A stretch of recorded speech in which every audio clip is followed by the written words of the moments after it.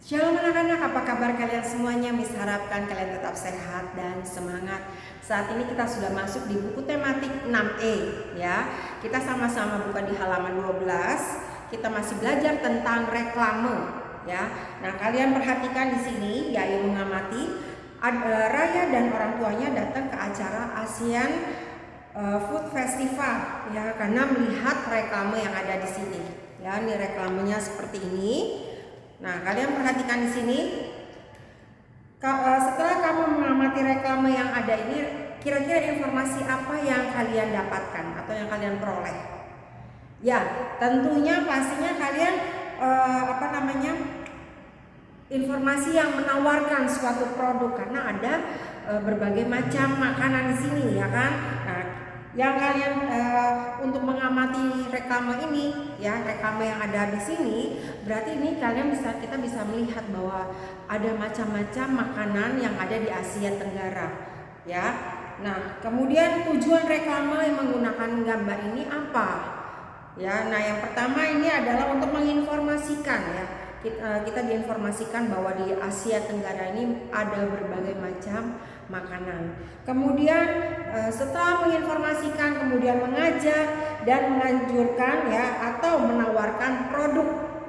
Nah, menawarkan produk itu misalnya apa? Berupa barang atau jasa. Kemudian setelah menawarkan kepada konsumen, nah dengan cara menarik sehingga konsumen ini ingin memiliki. Ya, konsumen ingin memiliki atau menggunakan ya, atau juga membelinya.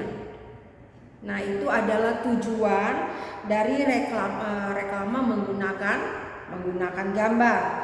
Kemudian sebelum kita masuk ini ya, ini mau tanyakan kepada kalian, tujuan reklame itu sebenarnya apa sih? Kalian tahu nggak tujuannya apa? Ya, tujuannya itu apa? Untuk memperkenalkan suatu produk atau jasa kepada masyarakat, ya kan? Lalu masyarakat ini ingin memiliki, ya kan, untuk membeli atau memakainya. Nah, itu adalah tujuannya. Nah, sekarang kita masuk di halaman 13 ya. Di sini kita sama-sama belajar baca tentang reklame. Reklame adalah upaya seseorang atau organisasi untuk memperkenalkan suatu barang atau jasa ya, ide maupun program dengan mengadakan pengumuman. Tujuan dari reklame adalah untuk memperkenalkan hasil suatu produk atau barang kepada masyarakat luas sehingga masyarakat mengenal dan berusaha untuk membeli barang atau menggunakan jasa tersebut. Reklame ada yang bersifat komersial ya, dan ada juga yang bersifat non komersial atau sosial. Nah, di sini reklame yang bersifat sosial itu tujuannya apa? Untuk mencari keuntungan, sedangkan reklame yang bersifat non komersial itu tujuannya untuk menerangkan, kemudian menyiapkan, menganjurkan atau memberikan saran ya, atau juga permintaan ya kepada masyarakat. Nah, jenis-jenis reklame ada yang berupa reklame audio maupun reklame visual. Nah, reklame audio di sini dengan menggunakan suara. Contohnya apa? Nah, contohnya penjual es krim ya. Penjual es krim menggunakan musik yang menarik ya. Kemudian iklan yang ditayangkan juga di radio. Kemudian lihat di sini reklame visual itu dia menggunakan tulisan dan gambar yang menarik ya. Baik gambar diam ataupun gambar yang bergerak. Nah, contohnya reklame visual ini adalah iklan di media cetak atau elektronik ya, kemudian spanduk, brosur, poster, baliho, leaflet ya, kemudian billboard dan embalase ya, embalase. Nah, itu adalah jenis-jenis reklame. Sekarang kita perhatikan. Di sini ada beberapa contoh ya di gambar. Yang gambar pertama ini adalah jenis atau reklame yang pertama ini ya. Ini adalah billboard ya, ini billboard. Kemudian yang kedua ini adalah spanduk ya. Ini billboard, ini spanduk. Oke, kita lanjutkan ke halaman 14. Nah, di halaman 14 ini kita sama-sama kerjakan ya. Pasangkan pernyataan sebelah kiri dengan jawaban yang ada di sebelah kanan.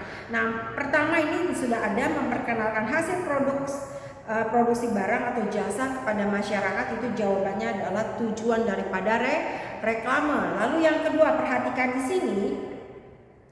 Reklame yang bertujuan mendapatkan keuntungan itu adalah reklame komersial. Kemudian yang ketiga, penjual bakso keliling membunyikan mangkoknya dengan sendok. Itu adalah reklame audio karena mengeluarkan suara. Kemudian yang keempat, himbauan untuk tertib berlalu lintas. Itu adalah reklame non komersial ya. Kemudian yang terakhir, iklan yang ada di media cetak atau elektronik adalah reklame visual. Ya, itu adalah reklame visual untuk yang nomor 5. Kemudian kalian lihat di sini, ya, di sini ada ayo mencari tahu. Kalian perhatikan, carilah informasi dari buku, koran atau majalah mengenai perbedaan antara baliho dan billboard. Ya, nah kalian tulis di sini. Ya, ini adalah PS kalian hari ini. Kemudian lanjut di halaman 30 ya, halaman 30 kita mau belajar tentang logo ya. Logo di sini ada logo ASEAN ya. Tentunya kalian tahu ini adalah bentuk logo ASEAN ya, yang ini. Kita mau sama-sama pelajari artinya. Nah, di sini kamu tahu tahukah kamu gambar lambang atau logo ASEAN? Nah, gambar atau logo atau lambang atau logo ASEAN itu berupa gambar untayan padi yang terikat dan berada dalam lingkaran berwarna merah. Lingkaran merah tersebut dikelilingi oleh lingkaran berwarna putih dan biru, seperti gambar di samping ya. Nih ada lingkarannya ya, ada lingkaran putih dan lingkaran warna biru. Ini yang kuning ini adalah padi ya. Kemudian carilah informasi di majalah, di buku internet ya, atau mengenai arti dari lambang logo tersebut. Tapi di sini Miss minta kalian tuliskan di buku tematik atau di buku SBK kalian ya, buku tulis arti dari logo dari ASEAN ini. Nah, yang pertama kalian tuliskan ya, arti warnanya yang merah. Merah itu adalah keberanian serta dinamika yang membentuk semangat perjuangan mencapai satu visi dan satu misi. Itu adalah arti daripada warna merah sebagai warna dasar ya. Ini warna dasarnya. Itu yang tadi Miss katakan adalah artinya. Lalu yang kedua, warna biru. Nah, warna biru itu ada lingkaran ya. Lingkaran dan ada tulisan ASEAN-nya. Nah, itu artinya adalah perdamaian dan keamanan ya. Kemudian yang ketiga, kuning. Warna kuning itu adalah terdapat padi ya. Itu adalah lambang padi. Nah, kemakmuran dan kesejahteraan ya diwakili oleh warna kuning yang terdapat pada bentuk padi. Kemudian warna putih. Ya, warna putih di sini lingkaran ya. Nah, lingkaran ini adalah artinya kesucian. Warna putih ini kesucian dan memiliki bentuk lingkaran yang melengkapi setiap bentuk lambang yang lainnya. Ya, jadi warna putih itu adalah kesucian. Kemudian kalian tuliskan kembali ya arti dari lingkaran. Nah, arti lingkaran tersebut di sini kalian bisa tuliskan terdapat dua lingkaran pada lambang ASEAN, yaitu warna putih dan warna biru ya. Itu bentuk lingkaran tersebut mewakili persatuan antar negara-negara anggota organisasi dari ASEAN. Kemudian yang kedua, gambar padi tadi itu ada 10 tangkai padi ya, melambangkan negara dari anggota-anggota ASEAN ini. Nah, anggota atau organisasi ini awalnya tuh terdiri dari Filipina, kemudian Indonesia, Malaysia, Singapura, Thailand, Brunei Darussalam, kemudian Vietnam, Laos, Myanmar dan Kamboja. Itu ada 10 negara. Nah, harapannya kepada 10 negara ini adalah saling ada keterikatan rasa, persahabatan dan solidaritas. Kemudian tulisan ASEAN ya, tulisan ASEAN di bawah gambar tadi ya. Kalian bisa lihat di sini yang ada warna biru nih, ada tulisan ASEAN-nya. Nah, itu adalah bentuk ini mewakili ya bahwa logo tersebut merupakan lambang resmi yang memiliki satu identitas ya. Jadi memiliki satu identitas itu adalah lambang logo daripada ASEAN. Kemudian kalian perhatikan lagi di halaman 31 ya, di sini logo itu adalah merupakan bagian daripada reklame ya. Nah, logo ini merupakan simbol dari suatu organisasi, kelompok dan juga perorangan yang mencerminkan makna dan pesan yang ingin disampaikan ya dari kelompok atau organisasi tersebut. Kemudian logo ini adalah suatu identitas ya, identitas. Nah, logo yang baik itu mencerminkan kesan yang baik ya terhadap pemiliknya. Kemudian pembuatan logo yang baik itu sebaiknya menggunakan atau memperhatikan aspek-aspek ya. Ada beberapa aspek yang harus diperhatikan, yaitu yang pertama sederhana, kemudian mudah diingat dan dimengerti. Yang ketiga tahan lama dan enak dipandang. Nah, itu sesuai fungsinya ya, tepat serta unik dan menarik.